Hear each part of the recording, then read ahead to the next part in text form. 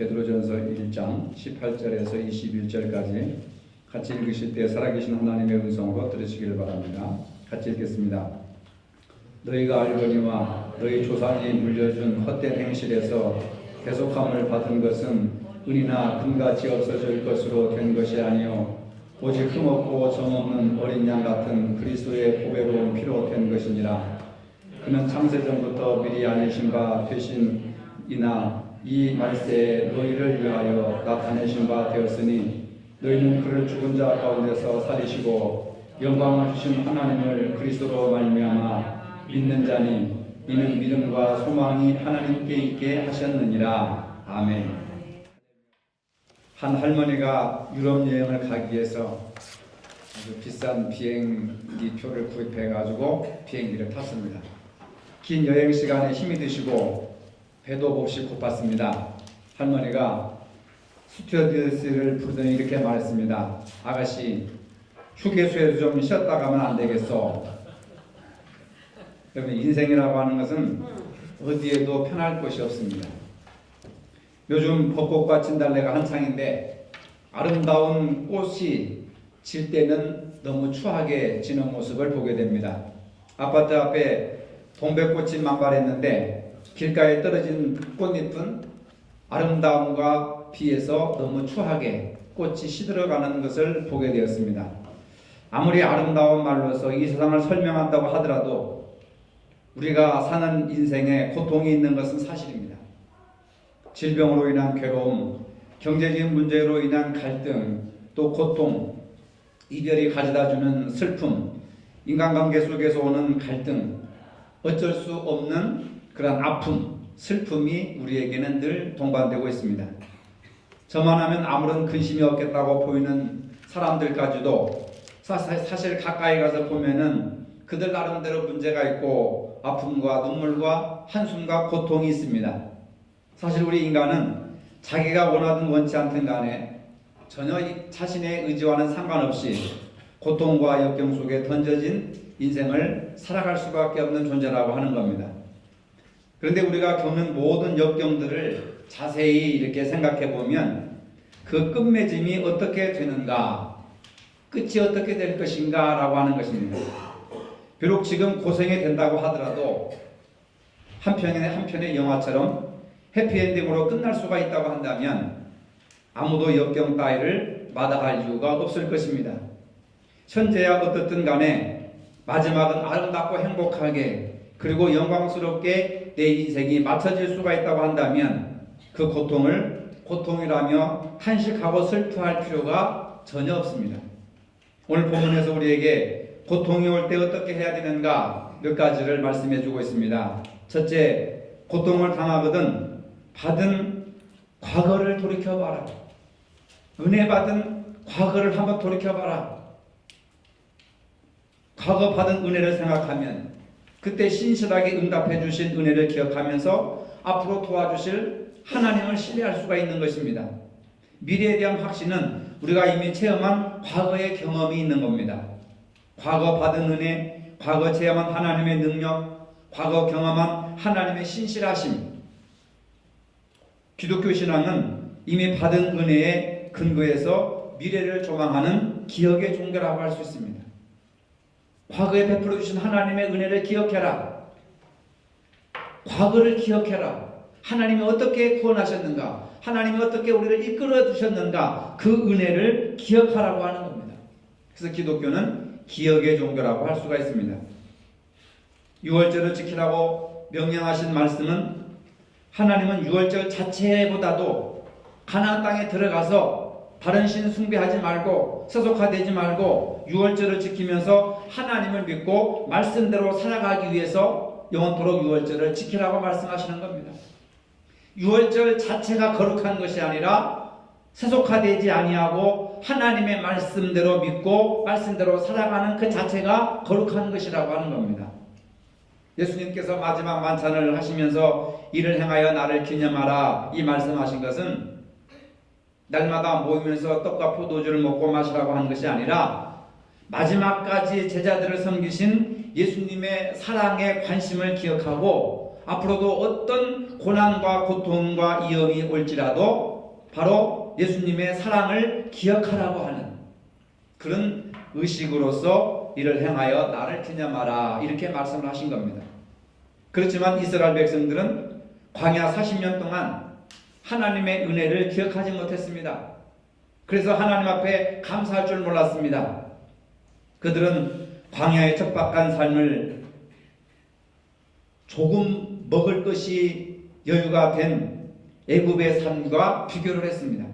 하나님께서 이스라엘 백성들을 출애굽시켜서 가나안 땅으로 인도하시는 과정에 40년 동안 광야 생활을 하는데 힘들다, 어렵다, 먹을 것이 없다, 마실 것이 없다고 하면서 차라리 애굽에서 노예 생활을 할 때가 재밌었다. 그때가 그리웠다. 먹을 것도 풍성하고 마실 것도 풍성하고.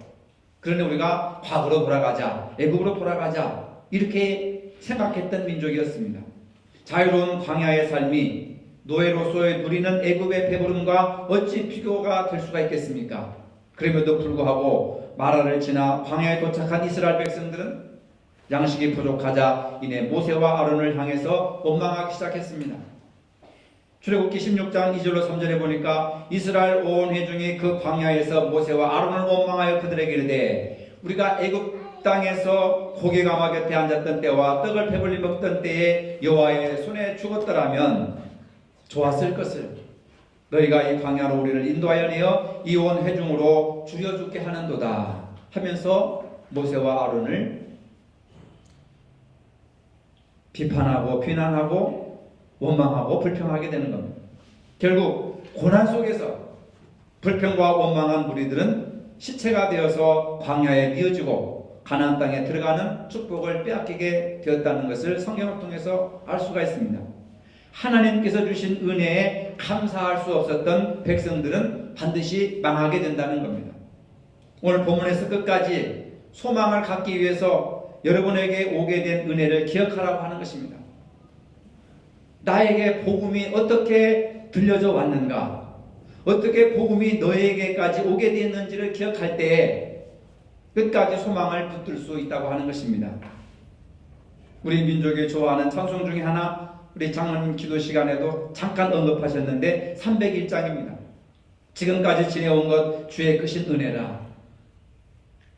이 민족이 이 301장 이 노래를 즐겨 부르고 이 노래 속에서 은혜를 받는 것은 배경이 있는 겁니다. 일제 36년간 그리고 나라를 폐허로 만든 6.25를 겪으면서 우리는 많은 하나님의 은혜를 체험했기 때문에 이 찬송이 우리의 마음을 감동시키고 있는 겁니다. 바로 지금까지 지내온 것, 일제 36년을 지내온 것도 하나님의 은혜고 6.25의 폐허 속에서도 나라와 민족이 세워지게 된 것도 하나님의 은혜, 주의 은혜라고 하는 것을 이 민족이 신앙하고 고백하고 찬양하는 것이라. 그렇기 때문에 언제나 우리가 이 301장을 부를 때에 감동을 받게 되는 겁니다. 하나님은 언제나 동일하신 하나님이심을 믿으시기를 바랍니다. 과거의 은혜 체험을 기억한다고 한다면 우리는 어려움을 극복할 수 있는 힘이 생기게 된다고 하는 겁니다. 성경은 첫사랑을 회복하라고 하는 겁니다. 첫사랑의 설레임과 즐거움으로 현재의 고난을 이기라고 하는 겁니다. 두 번째로 고난과 어려움 가운데서라도 자신을 깨끗이 하라는 말입니다. 우리나라 속담에 홧김에 서방질한다는 말이 있습니다. 그러나 오늘 본문은 그렇게 하지 말라는 거예요. 홧김에 지멋대로 살아서는 안 된다는 겁니다. 지가 하고 싶은 대로 해서는 안 된다고 하는 것입니다. 너희가 핍박을 받더라도 모든 행실에서 자기를 깨끗하게 하는 일에 등한시하지 말라고 분명하게 말씀하고 있는 겁니다. 20년 동안 중국의 선교사로 있었던 그린피스 존이라고 하는 목사님이 중국에서 지내면서 젊은 선교사들에게 늘 하시는 말씀을 이렇게 했습니다. 복음을 전하라. 복음을 전하기 위해서는 서두르지 말고 거룩해지도록 힘쓰라. 여러분, 복음을 전하는 일에 서두르지 말고 복음을 온전하게 전하기 위해서는 너희 자신들이 먼저 거룩하도록 힘쓰라는 겁니다. 1877년 상하이에서 열린 선교회에서 수많은 선교사들을 모아놓고 이렇게 설교를 합니다. 선교사는 무엇보다도 거룩한 사람이 되어야 합니다. 중국 사람들은 선교사들이 거룩한 사람이길 기대하고 있습니다. 복음을 전하려면 착한 사람이기만 해서는 안 됩니다. 그 지방 사람들의 언어와 문학을 익힐 뿐만 아니라 거룩해지기를 힘써야 합니다. 형제들이여, 이것이 바로 이 큰 나라가 우리를 통해 변화될 수 있기를 위해서 우리가 거룩해져야 합니다. 삼일체시요, 거룩하신 분이신 하나님과 함께 시간을 보내십시오. 아버지와 함께 시간을 가지십시오. 하나님의 거룩하신 자 그리스도와 함께 시간을 가지십시오. 거룩함을 나타내는 하나님의 영이신 성령님과 함께 시간을 나누십시오. 이처럼 거룩한 교제를 위해 시간을 내어 드리십시오. 하나님은 친히 우리로 온전히 거룩하게 하십니다. 끊이지 않는 교제를 경험하십시오. 그리스도로 말미암아 우리는 한 성령 안에서 하나님 아버지께 나아감을 얻습니다. 여러분, 복음을 온전히 전하기 위해서는 거룩해지도록 힘쓰시기를 바랍니다. 이런 설교와 강연과 이런 책을 계속해서 강조했던 것을 보게 됩니다. 큰 중국을 복음화시키기 위해서는 복음을 전하는 자가 먼저 거룩해져야 한다고 하는 말입니다. 여러분, 그분이 강조한 거룩함이라고 하는 것은 하나님과 함께 시간을 보내는 것입니다. 여러분, 지난 일주일 동안 얼마만큼 하나님과 함께 시간을 보냈습니까? 그런가 하면 감리교 창시자 존 웨슬리 목사는 거룩한 생활을 위해서 스스로 이런 질문을 했습니다. 나는 항상 기도하는가? 매 순간 하나님 앞에서 즐거워하는가? 모든 경우에 감사하는가? 욕심내는 것은 없는가? 두려워하는 일은 없는가? 내 중심에 끊임없이 하나님의 사랑을 느끼고 있는가? 무슨 말이나 무슨 일을 하든지 그것이 하나님을 기쁘시게 한다고 자신있게 대답할 수 있는가? 이 7가지를 계속해서 자신에게 질문을 던지는 겁니다. 거룩한 생활을 위해서는 이 7가지 질문을 계속해서 하라는 겁니다. 우리가 복음을 전하기 위해서 우리 스스로 거룩해져야 됩니다. 세상 사람들은 전도용지가 어떻게 만들어지고 그 내용이 무슨 내용인지 관심이 없습니다. 솜사탕을 주든 건빵을 주든 차를 주든 아무런 관심이 없습니다. 해보니까 그렇습니다. 세상 사람들이 교회에게 요원하는 것은 세상 사람들은 믿는 성도들이 거룩한 삶을 살기를 기대하고 있는 것입니다. 우리가 거룩하게 살지 못하고 나가서 전도해도 소용이 없는 거예요.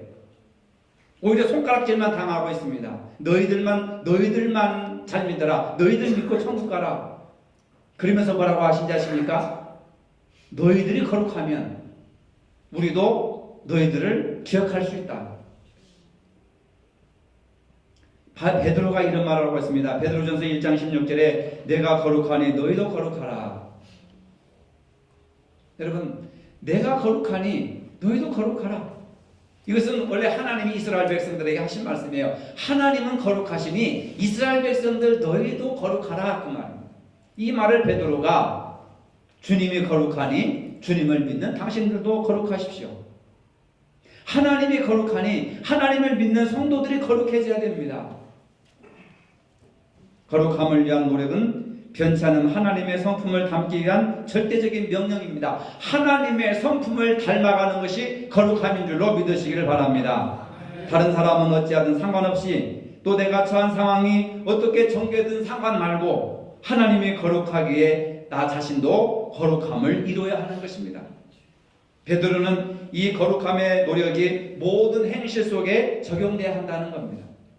어느 한 부분만 하나님의 거룩성을 닮아갈 수 없다는 것입니다. 우리 지체가 그리고 온몸이 거룩해야지 우리의 특정 부분만 거룩해서는 하나님이 원하시는 거룩성에 도달할 수 없는 것입니다. 다시 말씀드려서 월요일에서부터 토요일까지 거룩한 삶을 살아야 되지, 평일날에는 온갖 죄를 타짓고 주일날 나와가지고 거룩해진다고 해서 하나님의 거룩성을 닮아가는 것이 아니라고 하는 겁니다.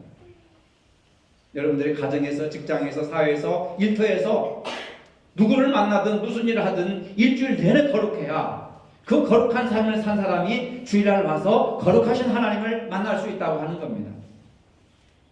거룩은 발전되어 가는 것이지 하루아침에 이루어지는 것이 아닙니다. 우리가 하나님께 순종할 때 성령님은 한 단계씩 우리를 거룩한 단계로 변화시켜 나가십니다. 거룩은 하나님께 완전한 항복을 할 때, 나는 아무것도 없습니다. 나는 할 수가 없습니다. 기부하고 포기하고 항복할 때 하나님이 개입하시는 겁니다. 항복할 때 거룩한 단계로 나갈 수 있습니다. 성경을 여러분들이 공부하고 배우고 묵상하고 그것을 실천할 때 거룩한 단계로 나갈 수가 있습니다. 기도할 때 성령께서 개입하셔서 우리가 거룩한 단계로 나갈 수가 있는 겁니다. 그리고 여러분들이 성도들 간의 아름다운 교제, 서로 섬기며 또 나누는 그러한 교제 속에서 우리가 거룩한 단계로 나갈 수가 있는 겁니다. 주님을 섬기는 것, 그리고 몸과 마음을 다 바쳐서 복종하는 이런 삶을 통해서 한 단계씩 한 단계씩 우리가 거룩함으로 나아가게 된다고 하는 겁니다. 거룩은 우리의 언어 생활이나 우리의 성품이나 먹고 마시고 입는 것과 깊은 연관이 있다고 하는 겁니다. 레위기 1장에서 하나님은 재물을 바치려거든 흠없는 재물을 가져오라고 말씀하십니다. 삶의 모든 부분이 깨끗하지 않으면 흠 있는 재물이 될 수밖에 없고 하나님께서 받지 않는 재물이 된다고 하는 것입니다. 여러분, 우리 중에 자녀 때문에, 물질 때문에, 건강 때문에, 인간관계 때문에 고난 가운데 계시는 분이 있습니까? 모든 행실에서 자신을 깨끗게 하는 능력을 그리고 노력을 하시기를 바랍니다. 자신을 깨끗하게 하나님께 드리면 그 모든 고통이 변화가 된다고 하는 겁니다. 그럴 때 지금의 고난이 빛날 것이고 여러분의 삶도 하나님께 온전히 흠없는 제물로 바쳐지게 될 것을 믿으시기를 바랍니다. 세 번째, 고난 가운데 있을 때는 돌아갈 고향을 생각하라는 겁니다. 2차 세계대전 당시에 유럽에 있는 연합군 포로 수용소 안에서 이상한 병이 돌기 시작했습니다. 이 병에 걸리면은 모두가 우울해지고 아무리 맛있는 음식을 배불리 먹어도 살이 안 되고 온전히 쇠약해져서 그냥 아무 의욕도 없이 누워만 있고 싶어 하는 이상한 병에 걸렸습니다. 이 병 원인을 알 수도 없고 치료할 방법도 없었습니다. 그래서 군의관들이 이 병의 이름을 가시철망병이라고 불렀습니다. 가시철망 속에 갇혀서 사는 그런 사람들에게 생긴 병이라고 해서 가시철망병이라고 불렀던 겁니다. 이 병에 걸린 환자들에게는 공통된 특징이 나타나는데 하루 종일 불평하고 원망만 늘어놓는다는 것입니다. 이들은 언제나 가시철망을 원망스럽게 바라봅니다. 자기를 가두고 있는 그 가시철망이 모든 불만의 원인이 되어서 아무리 자유시간을 많이 주고 맛있는 음식을 주고 오락 프로그램을 마련해 줘도 기뻐할 줄 모르고 즐거워할 줄 모르고 짜증만 내더라는 것입니다. 그런데 이상한 것은 같은 가시철망 안에 수용소에 갇혀있는 사람들 중에 이 병에 걸리지 않는 무리들이 있었다는 것입니다. 이 병에 걸린 사람들과 걸리지 않는 사람들을 분리해서 그 원인을 조사해 보았더니 한 가지 뚜렷한 그러한 결론이 나타났습니다. 하루 종일 눈앞에 가시철망만 바라보는 사람은 하나같이 다 이 병에 걸렸고 가시철망 넘어서 저 푸른 하늘을 바라보고 가시철망 밑에 빈 들국화를 바라보고 고향도 그려보고 사랑하는 가족들을 생각하고 편지를 쓰고 글을 쓰고 책 읽는 사람들은 그 병에 걸리지 않았더라고 하는 겁니다. 우리에게 있어서 중요한 것은 역경과 고통에 대한 우리의 자세라고 하는 겁니다. 여러분, 남편이 가시철망입니까? 자식이 가시철망입니까? 여러분들을 가두고 구속하고 여러분들을 찌르는 그런 가시철망입니까? 어떤 분은 물질이 가시철망입니까? 가시철망을 바라보고 그 속에 갇혀 있으면 그 사람은 병에 걸리는 겁니다. 그러나 그 가시철망에 갇혀 있어도 그 가시철망의 너머를 바라보면서 푸른 하늘을 바라보고 아름다운 꽃을 바라보고 사랑하는 가족을 생각하고 미래를 생각하고 자기 자신을 새롭게 하는 사람들은 그 병에 걸리지 않았다고 하는 겁니다. 여러분, 가시철망을 바라보지 말고 그 너머를 바라보시기를 바랍니다. 가시철망 너머를 바라보게 하는 것이 바로 성경의 말씀입니다. 예수님은 십자가의 가시철망을 넘어서 부활의 영광을 바라보신 줄로 믿으시기를 바랍니다.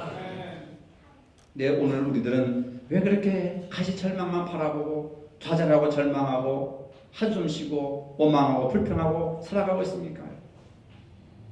땅의 것들만 생각하면 마음이 약해지고 복잡해지고 무거워집니다.